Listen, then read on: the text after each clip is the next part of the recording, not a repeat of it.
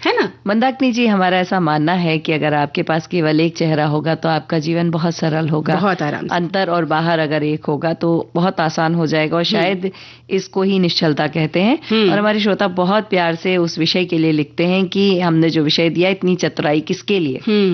वह लिखते हैं, एक सवाल जो अक्सर पूछा जाता है कि जब कोई व्यक्ति बहुत ज्यादा चालाक बन रहा हो या किसी मुश्किल स्थिति से निकलने के लिए असाधारण बुद्धि का प्रयोग कर रहा हो, तब मतलब हो सकता है कि चालाकी किस काम आएगी। लेकिन मैं इसमें सुधार करना चाहती हूँ, जब कोई असाधारण परिस्थिति से बाहर निकलने की प्रयास में है, बुद्धि का प्रयोग कर रहा है, उस समय इसे चालाकी नहीं कहेंगे, इसे होशियारी कहा जाता है, समझदारी कह सकते हैं, इसे चालाकी नहीं कहा जाता। यह सब नाटक किसके लिए? क्या इतनी चतुराई सच में फायदेमंद है? किसी धार्मिक भजन में, भारत कोश में कहा गया है कि जहाँ श्री लक्ष्मी की चतुराई की बात है, वहां कोई कहता है लाख करो चतुराई, कर्मों का खेल नहीं मिटेगा। ये बहुत सारी चीजें यहाँ पर बिल्कुल सही कह रहे हैं। लेकिन देखा जाए तो आम जीवन में जब हम कुछ लोगों से मिलते हैं ना विधि, तो वाकई वो चतुराई का लबादा ओढ़े हुए होते हैं। पता नहीं कितने सारे रोल साथ में लिए घूम रहे होते हैं, इतने सारे मुखौटे उनके चलते हैं कि हमें लगता है कि कब कौन सा मुखौटा उतरने वाला है ना? कितनी सारी जीवाएं साथ लेकर चलते हैं, कब क्या बोल देंगे, कब कौन सी जीवा का इस्तेमाल करेंगे, कुछ समझ नहीं आता। लेकिन हाँ, दुनिया में कुछ लोग ऐसे भी हैं जो, जैसा तुमने कहा कि एक रूप लेकर चलते हैं, अंदर बाहर एक होते हैं। तो चतुराई का मतलब, हालांकि हर समय चालाकी भी नहीं होता, चतुराई का मतलब समझदारी भी होता है कि आप कब किस बात पे समझदारी से, कुशलता से, हाजिर जवाबी से संवाद करते हैं, परिस्थितियों को समझते हैं, घटनाओं को हैंडल करते हैं, किस स्थिति को आप समझते हैं, है ना, किस और ले जा सकते हैं स्थिति को। तो ये सारी बातें जो हैं आपको चतुराई से जोड़ती हैं। चतुराई का मतलब खाली चालाकी भी नहीं होता है। लेकिन हाँ, जब बात चालाकी की आती है तो बड़ा बुरा लगता है कि लोग बात बात पे चालाकी दिखाने लगते हैं। बिल्कुल मंदाकिनी जी, और मेरा तो एक और मानना है कि एक बहुत बड़ा ब्रह्मांड है, और ऐसे कई ब्रह्मांड हैं। कई ब्रह्मांडों में एक आकाशगंगा, उस आकाशगंगा में एक छोटा सा सौरमंडल, उस छोटे से सौरमंडल में एक छोटी सी पृथ्वी, उस छोटी सी पृथ्वी की एक छोटे से हिस्से में बिंदु से भी छोटे हम।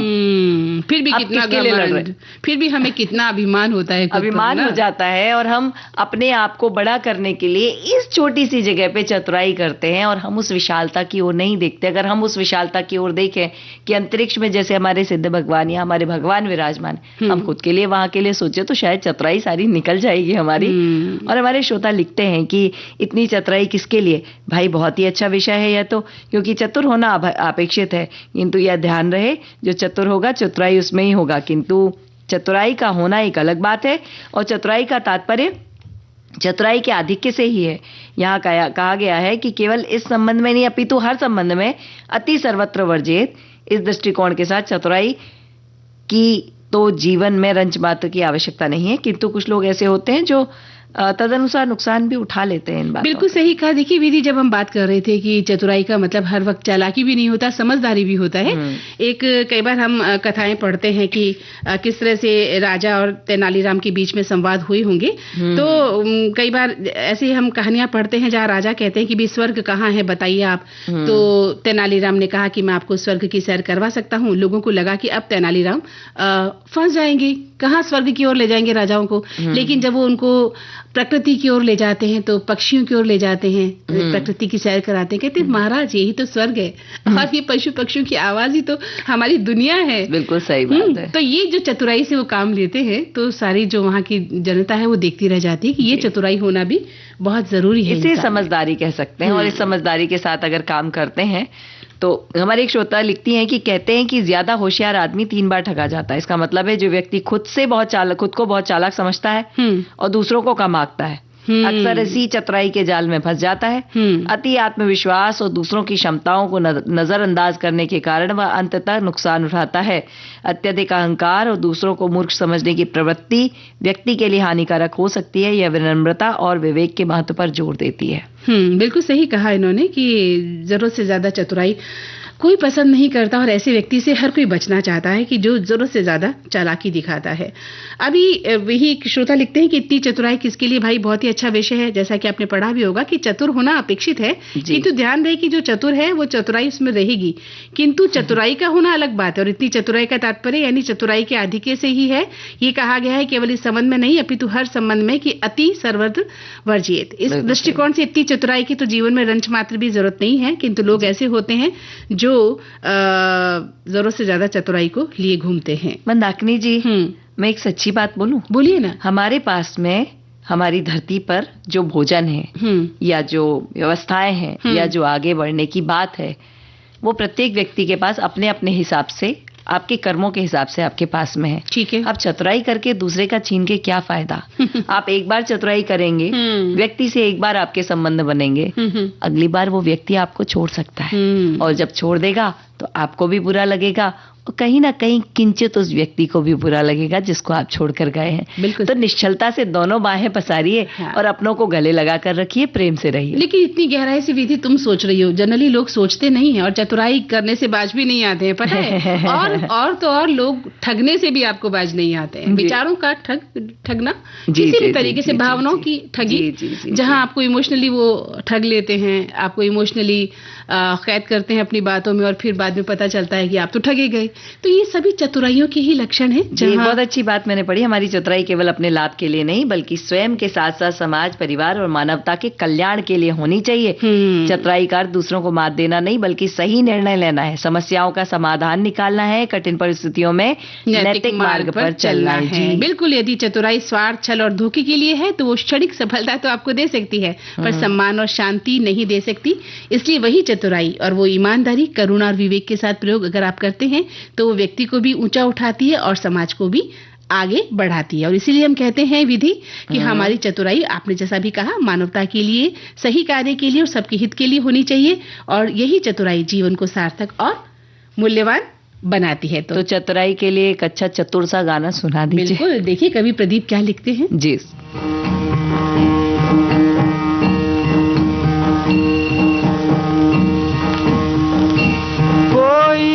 लाख करे चतुराई, करम का लेख मिटे नारे भाई, करम का लेख मिटे नारे भाई।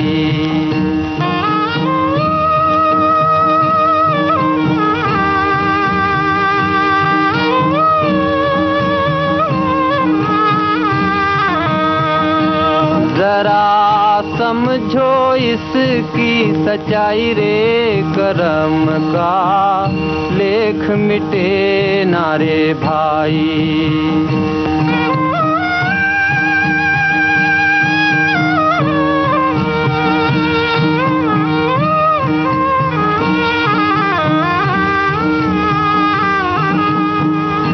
इस दुनिया में भाग्य के आगे चले ना किसी का उपाय,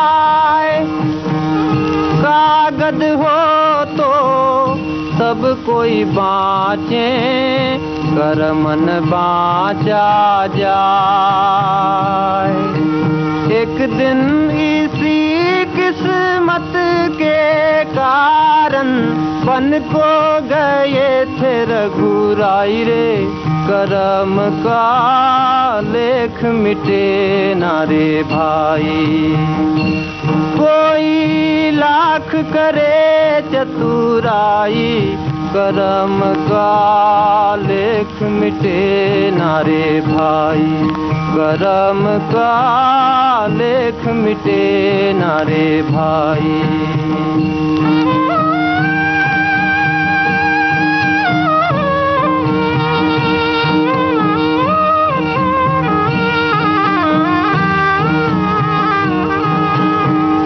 काहे मनवा धीरज खोता, काहे तू नाहक रोए, अपना सोचा कभी नहीं होता, भाग्य करे तो होए।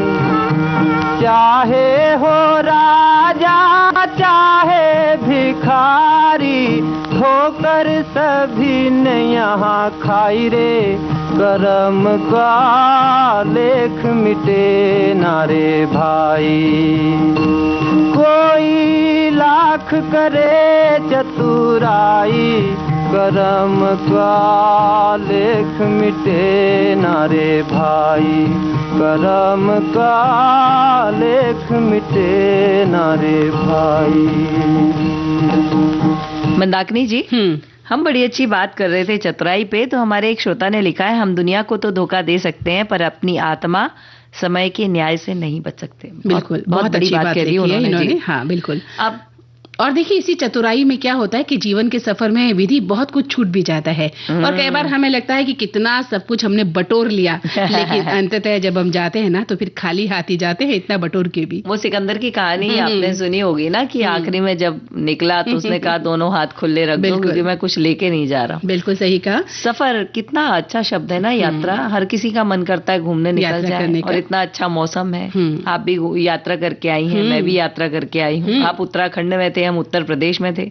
आनंद के क्षणों को जीकर आए हैं। और वैसे देखा जाए तो हम हर पल यात्रा ही तो करते रहते हैं, मन के भीतर भी तो हमारी एक यात्रा चलती ही रहती है ना विधि। बिल्कुल सही बात है, बिल्कुल उस सही यात्रा बात से है। कभी मुक्त नहीं हो पाते। कितने ही यात्री उस यात्रा में आते हैं, कितने निकल जाते हैं। हर दिन कोई न कोई नया यात्री उस सफर में आता है, फिर कुछ छूट जाता है। कितने विचार निकल जाते हैं, नए नए विचार आते रहते हैं। तो हम यात्रा जो है अंतहीन यात्रा जी। करते रहते हैं, उस यात्रा के पथिक हैं हम। और उसी अंतहीन यात्रा में अपना बैग सामान कुछ ना कुछ छोड़ के चले आते हैं। और देखो मेरी दुखती रग पर हाथ मत रखो।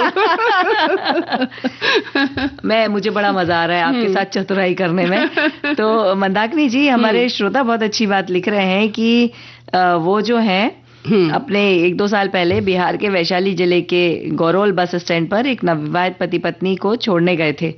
वो लोग कलकत्ता जा रहे थे, बस आई, लड़का बैठ गया, लेकिन लड़की जो घूंघट ओढ़े बोलेरो गाड़ी में ही बैठी रह गई। अरे हम लोगों को लगा पहले से ही सवार हो गई है। सवारी अपनी सवारी ले जब बस आगे बढ़ गई तो उन्होंने फोन करके सूचना दी, और फिर वहां जाकर उनकी दुल्हन उन्हें दी। सोचिए आदमी, आप तो बैग छोड़ के आती है, ये दुल्हन छोड़ के चले गए। नहीं, लेकिन मैंने बैग छोड़ा नहीं है, मैं कुछ छोड़ के नहीं आई थी, बल्कि उठा के ले जाने वाले लोग मिल गए मुझे ना। तो जीवन के सफर में बहुत कुछ छूट जाता है विधि। जैसे हम अगर बात करें तो देखिए बचपन की मासूमियत खो गई, हालांकि हम तो फिर भी बच्चे ही बने रहते हैं, अभी भी हमारी मासूमियत नहीं गई, हम ऐसा समझते हैं। मंदाकिनी जी, हाँ। किसने कहा कि हम बड़े हो गए? हाँ, वही कह रही हूँ कभी ना कि बड़े हमने नहीं हो अपना सकते। बचपना तो वहीं रख रखा है भाई। तो बचपन की मासूमियत है, लोग कहते हैं छूट गई, हमारे सपने खत्म हो गए, है ना, छूट गए, बहुत पीछे चले गए।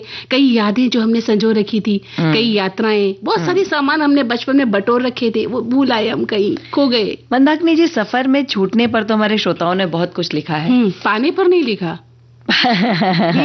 पाने पर तो बहुत कुछ प्राप्त करते हैं आप सफर में जब जाते हैं तो, सच बताई तो। लेकिन सफर में अगर आप जा रहे हैं तो आपके पास जो सामान्य सामान है आपके पास, जिसे आप सूटकेस कह सकते हैं आपका, कई लोगों की एक आदत होती है, मैंने देखा ट्रेन में बैठे और अपनी जेब का सब सामान पटक दिया, ऐसे ही डाल दिया सीट पे, अपने बैग का सामान निकाल निकाल के रखने लगे। आप बहुत सारा, और उसमें क्या होता है, कुछ ना कुछ कहीं फंस जाता है, गिर जाता है, छूट जाता है, या फिर आपने अपना सामान चैन से नहीं बांधा, या फिर कोई इंपॉर्टेंट सामान है जो बहुत अति आवश्यक है, उसको आपने रख के नीचे रख दिया, आराम से सो गए। कई सारी चीजें होती हैं जो छूट जाती हैं। हालांकि सफर में जाए तो इतना कम सामान लेकर जाए, हम जो अंत सफर पे जाते हैं वहां हम कुछ नहीं ले जाते, तो ये वाले सफर पे भी जितने कम में जा सके उतने सुख से जाए। हाँ, कोशिश यही रहती है विधि। लेकिन फिर भी जब आप किसी खास मकसद से जाते हैं तो बहुत सारा सामान ले जाना आपकी मजबूरी भी होता है, और आप लेकर जाते भी हैं और ध्यान भी रखते हैं। लेकिन फिर भी कुछ चीजें जो है छूट जाती है, जिंदगी में होता है ये। अब इसको क्या कहें और क्या इसके लिए सोचा जाए। लेकिन हाँ, हर बार के लिए हम एक नया सबक लेकर जरूर आते हैं कि जब अगली बार हम किसी यात्रा पर निकलेंगे तो फिर से हमें कुछ चीजों को समझना होगा। मंदाकिनी जी, देखिए हमारे श्रोता लिख रही हैं कि छूटना बहुत अखरता है। पति के साथ नॉर्थ ईस्ट गई थी तो हाथ के बने हुए सामान, शॉल, बांस के बने कुछ उपहार इन्हें मिले थे। गंतव्य पर पहुंची तो भाड़े की गाड़ी में सब छूट गया। 15 साल पहले इतना चलन था नहीं, तो अभी तक वो मिला नहीं। ऐसे करके इनकी बहुत सारी चीजें छूट गई। बिल्कुल सही कहा। देखा जाए तो विधि जीवन एक निरंतर का सफर ही है और इस सफर में हम आगे बढ़ते रहते हैं, नए अनुभव हमें मिलते हैं, मंजिल की ओर हम दौड़ते रहते हैं यहाँ तक कि अब हाफ जाते हैं, है ना। लेकिन कई बार इस दौड़ में वही जो हमने कहा बहुत कुछ छूट जाता है जिसका एहसास हमें बहुत देर से होता है और जब एहसास होता है ना तब सब कुछ खत्म हो चुका होता है। बिल्कुल सही बात है। मंदाकिनी जी, फ्लाइट में भी ऐसा होता है कि जब आप लगेज काउंटर पे खड़े होते हैं, बेल्ट पे खड़े होते हैं, तो आपको अपना बैग पहचान में नहीं आता। हमारी श्रोता ने बहुत अच्छी बात इसके लिए लिखी, जब भी सफर में जाएं अपने बैग के में नाम और फोन नंबर लिखें, गलती से छूट भी जाए, अगर किसी ईमानदार को मिल जाए तो वो आपको वापस करने का प्रयास भी कर सकता है। सफर में जो लोग किसी का सामान चुरा लेते हैं, ऐसा करना नहीं चाहिए। बुरे कर्मों का फल है, कहीं ना कहीं मिलेगा। रेलगाड़ी में एक साथ जाते हैं तो एकता के साथ बातें करें, घंटों बातें करते हैं, दोस्त बन जाते हैं। और सही बात है, जब कई लोग आके चोरी कर लेते हैं वो बुरा लगता है, लेकिन जब रेलगाड़ी में हम जाते हैं तो हम अकेले बैठते हैं कई बार, हमारे साथ में दूसरे 5 लोग बैठते हैं और वो 5 लोग भी हमारे दोस्त बन जाते हैं। हाँ, बिल्कुल बन जाते हैं और आप घंटों उनके साथ बिता के भी आते हैं, बातें करते हैं यहाँ की वहाँ की। लेकिन बात वही था कि सफर में क्या कुछ छूट जाता है और सफर में क्या कुछ हम लेकर आते हैं। तो अब बात करते हैं कि क्या कुछ हम लेकर आ सकते हैं। मंदाकिनी जी, उसके पहले तो सफर में छूट जाने वाली बात भी कहना चाहती हूँ मैं। कई बार बहुत तनाव होता है, हम अपने घर में हैं, किसी व्यवसाय के कारण, किसी और कारण से हम बहुत परेशान हैं। जब हम सफर में बैठते हैं ना, खिड़की के बाहर वो भागते हुए पेड़ों को देखते हैं, सब कुछ देखते हैं, घर निकलते देखते हैं, छोटे बच्चों को खेलते देखते हैं, ऐसा लगता है कि हमारा तनाव भी इनके साथ दौड़ के जा रहा है। तो सफर में ये भी छूट जाता है। और उसके साथ जब हम सफर में जाते हैं तो कई बार ऐसा भी होता है कि कुछ छोड़कर ही जाने का मन होता है और वो हम बड़ी सरलता से छोड़ पाते हैं क्योंकि हम सफर में होते हैं। अगर सफर ना हो, और इस सफर में एक चीज और है, जब हम सफर में चल रहे होते हैं तो कई हमारे अपने हमें छोड़कर जीवन के सफर में चले जाते हैं, लेकिन वो सफर शायद वो नए सफर की तैयारी में जाते हैं और हम इस सफर को और मजबूत कर रहे होते हैं। बिल्कुल सही कहा। वो सफर भी जब कुछ लोगों का छूटता है और हमसे हमारे ही लोग जब जुदा हो जाते हैं तो हम बहुत मुश्किल होते हैं वो पल, जब जिंदगी के सफर में कुछ साथी या कुछ अपने ही लोग हमें छोड़कर चले जाते हैं। लेकिन समय हमें उतना ही फिर मजबूत भी बनाता है। धीरे धीरे हम मजबूती से अपनी जिंदगी को जीते चले जाते हैं, इसमें भी दो राय नहीं, क्योंकि ये जिंदगी का सबसे कड़वा अनुभव है और ये सच्चा अनुभव है कि जब आपसे कुछ छूटता है जिंदगी भर के लिए तो फिर आप धीरे धीरे, भगवान ने ऐसी व्यवस्था बनाई है कि फिर आप फिर से उस पटरी पर लौटते हैं जहां आपको जीने के लिए मौके मिल जाते हैं। जी, हमारे एक श्रोता लिखते हैं, सफर जीवन का भी होता है, जो पल में भी जी लेता है। कोई बहुत जी के भी जीवन का आनंद बाहरी वस्तु में ही खोज में जीवन बिता देता है। बिल्कुल, जीवन आनंद का, इसमें सुख दुख का अभाव होता है और होता है केवल आनंद। बिल्कुल। लेकिन देखा जाए ना तो विधि, बात हम करते हैं कि जीवन जो, जैसा इन्होंने कहा कि बहुत लंबा जीवन जीकर भी कई बार हमें लगता है कि हमने क्या खाक जिया, और कई बार छोटा सा जीवन भी जो है बहुत ही अच्छा लगता है। तो क्लासिकल जीवन होना चाहिए, क्लासिक, एक जो क्लासिक जीवन होता है ना, जिसमें क्लासिकनेस हो, विचारों की है ना, आपके जीने के तरीकों की, आपकी सोच की, है ना, वो क्लासिकनेस अगर आपके अंदर है ना, तब तो मजा है उस जीवन में। बाकी तो अब जिंदगी है, जी लो चाहे जैसे। मंदाकिनी जी, 2-3 बातें हैं। एक तो सफर में जब आप जा रहे हैं, यानी जीवन के सफर में, यानी जिंदगी के सफर में, बहुत सुकून से चलें, चिंता ना लें, चतुराई ना करें, चालाकी ना करें, किसी को ज्यादा ध्यान ना दें, सुख से जीते रहें, अपनी जीवा पर कंट्रोल करें। और सबसे बड़ी बात, अगर आप सफर पे जा रहे हैं, जिसमें ट्रेन बस में किसी में जा रहे हैं, तो आपके पास अगर 6-7 बैग हैं तो सब पे नंबरिंग कर लें, अपना नाम लिख दें, दोनों सफर आसान हो जाएगा। मतलब आपका इशारा थोड़ा थोड़ा मेरी तरफ भी है कि नाम और नंबर सब मुझे लिख कर ले जाने हैं अगली बार से। और ताला भी लगाएं। चलिए, तो अब एक गीत सुन लेते हैं। स्वागत है।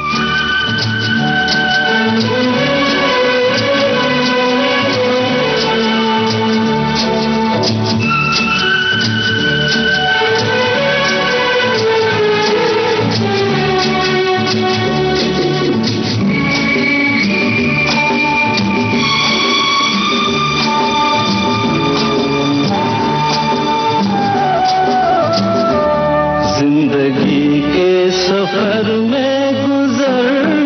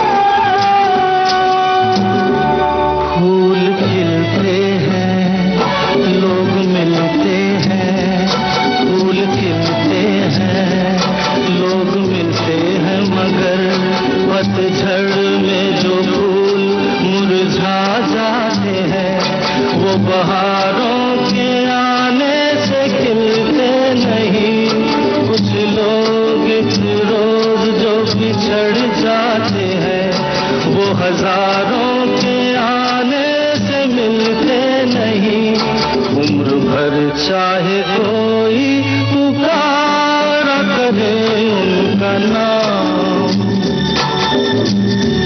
वो फिर नहीं आते, वो फिर नहीं आते।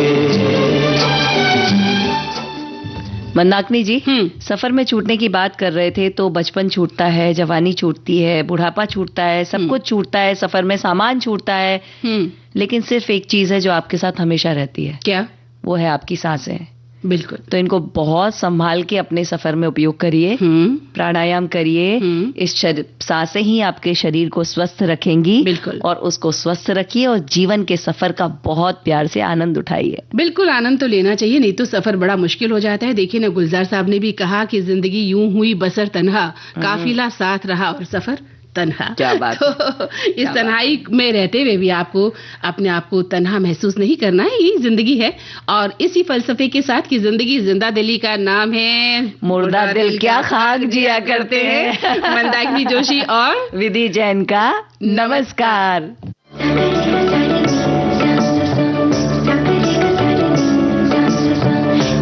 प्रस्तुतकर्ता अनुश्री पाठक जी। सखी सहेली